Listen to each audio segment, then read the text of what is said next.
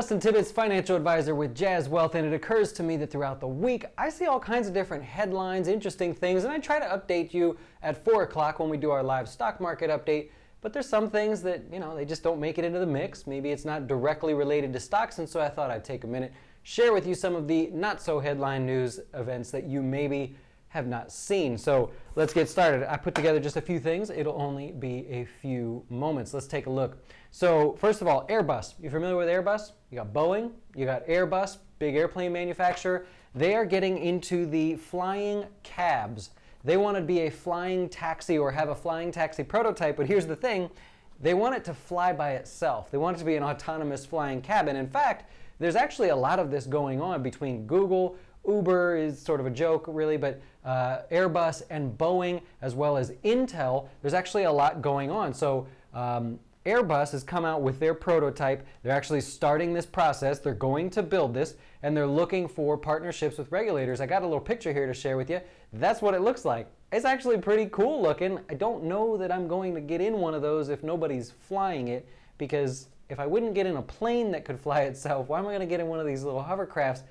I just don't think it's going to happen. But they do have some competition. NASA is already studying urban mobility as the next sort of thing here, and so they're looking for money. Uber tried sort of a Uber chopper service. It's sort of a joke. It's not really what you're thinking there. But Larry Page, who's actually the founder, one of the founders of Google, he's backing a startup called Kitty Hawk, and Intel is actually part of this program. They've got a flying car. It's called the Volocopter. The Volocopter, I guess. Here's what it looks like. Pretty cool. I don't know. It's got a little bit different look to it. And they are also working on autonomous flying taxis. First they'll be piloted, and then they're going to fly on their own. So pretty interesting there if you're into the flying taxi thing. So that is the first of the headline news events today. Now, the next one that I have for you is sort of the shocking event of the week, and I hope you don't have this birth control. And the shocking news of the week comes from Allergan. The ticker symbol is AGN. It's actually a public company. Shares have been falling because the company has voluntarily recalled a batch of their birth control pills. I believe over 200,000 packets they're recalling. Now, in case this happens to be someone who might be watching, Taytula is the name of the birth control. I believe it was something that they were just starting to sort of put out there, get their reps to go out and sort of put out there to the doctors. Here's the thing.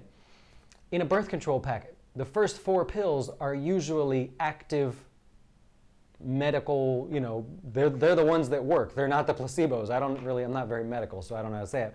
But basically, these guys put the first 4 pills as the placebos. The company says that reversing the order may not be apparent to either new users or previous users of the product, thus increasing the likelihood of taking capsules out of order, which, if you take the capsules out of order, can result in unintended pregnancy.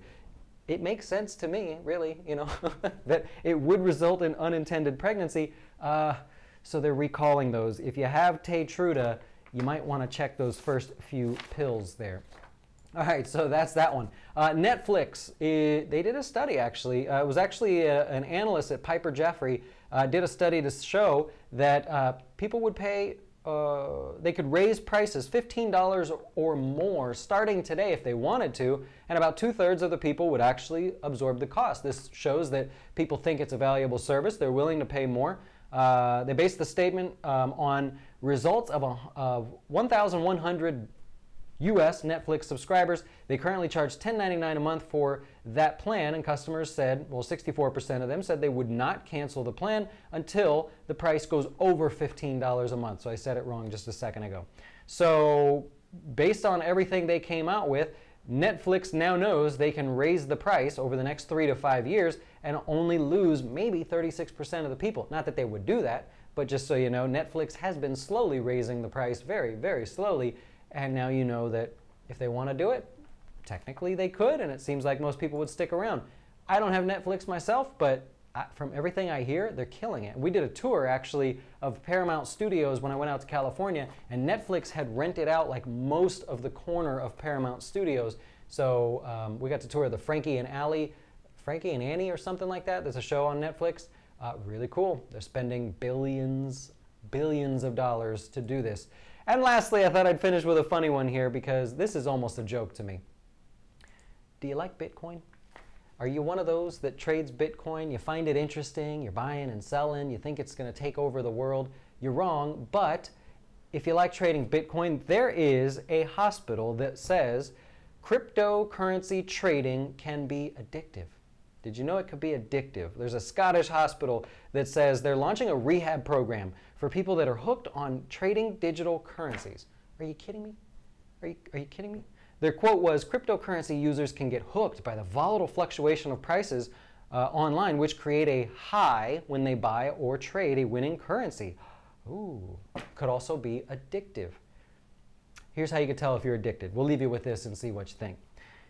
Do you spend a lot of time thinking about different types of cryptocurrency? Is that you? Are you spending large amounts on cryptocurrencies? Have you tried to slow down or completely stop cryptocurrency trading but haven't been able to? You may be addicted to cryptocurrency.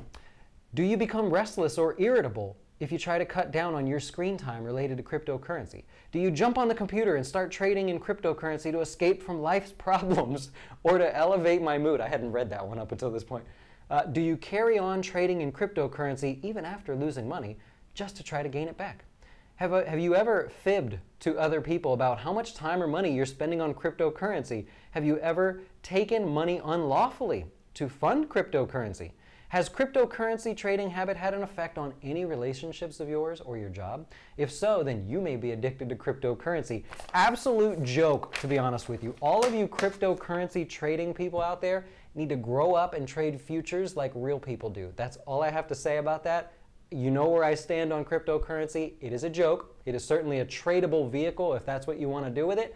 But you guys are going through nothing new that futures traders, options traders, even the day traders all the way back to 2000, they haven't already gone through that. There's people every day doing this. So I don't care about your cryptocurrency. I like it if you want to trade it and you find that interesting, but I don't care.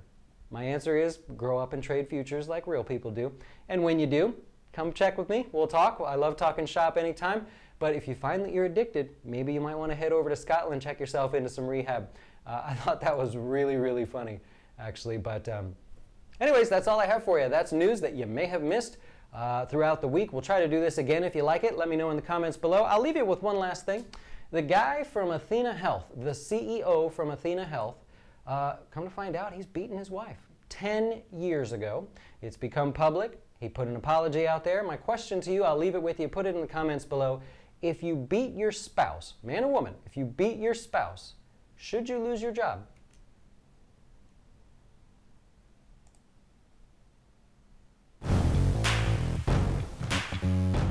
See, the problem with budgeting is all of the financial gurus out there, all of the blogs just give you general advice, get you all pumped up to go budget, and then you get going and you have no idea where to start. Let's talk about the big ticket items that can financially ruin you if you don't know how much to spend and how much to budget on them. Emergency funds, retirement savings, this is a class about specifics. We are not going to motivate you. I am not going to inspire you. I'm going to educate you on exactly what you need to do with your budget with these big ticket items and the big portions of your budget so that you and your family never stress about budgeting your money again.